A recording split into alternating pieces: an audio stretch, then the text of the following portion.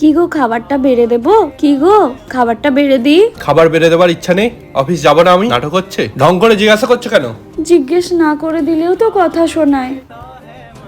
এখনো খাইনি?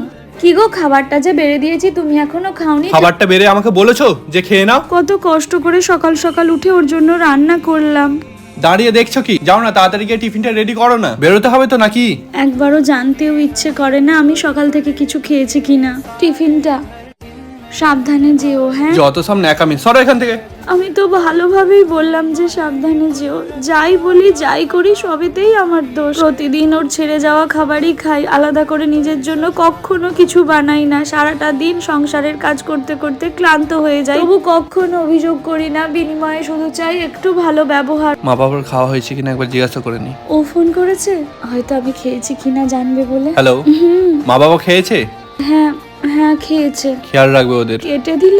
পরিবারের সকলের সবকিছুর দিকে ওর খেয়াল থাকে, কিন্তু কখনো আমার ভালো লাগা খারাপ লাগার দিকে ও খেয়ালই করে না। এত দেরি হলো যে, সব ঠিক আছে তো? অফিসটা আমার বাবার নাকি যে যখন খুশি চলে আসবো? আর তোমাকে এত কৈফিয়ত দিতে যাবো কেন? ফিরতে দেরি হচ্ছিল বলেই তো আমি চিন্তা করছিলাম, ছটপট করছিলাম। ঘরে থাকলে সারাটাক্ষণ ফোন ঘাটে, একবারও ভাবে না ওর পাশে ওর পার্টনার আছে। কি গো? হ্যাঁ বলো। সারাটা দিন তো তুমি বাইরে থাকো, আমি সংসারের কাজ করি। যতটুকু সময় বাড়িতে থাকো ফোন ঘাটো। সারাটা দিনের শেষে এসে আমারও তো ইচ্ছে করে কাউকে মনের কথাগুলো বলতে। এখানে কে আছে আমার বলো তো? কাকে আমি মনের কথাগুলো বলবো? যখনই কিছু বলতে যাই তুমি বিরক্ত হও। বিরক্ত কর। সারাদিন পর এসে সেই আবার ঘ্যান ঘ্যান চালু করে দিল।